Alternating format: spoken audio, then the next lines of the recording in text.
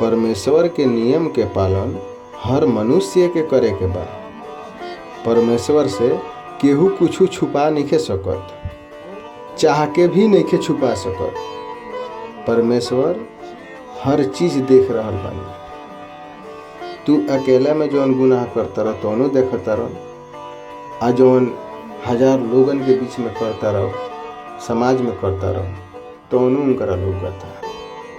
परमेश्वर के नियम के पालन कैला के मतलब दूसरा के बुराई मत करो, केहू के साथे छल मत करो, दगा मत करो। केहू अगर तुहरा पर विश्वास करता तो तू ओकरा साथे विश्वासघात मत करो। काहे कि आज के ज़माना में खासकर विश्वासघात ही हो रहल बा। तो एकरा से बचे के बा, परमेश्वर से डरे के बा और ई परमेश्वर के नियम के पालन करे के बा।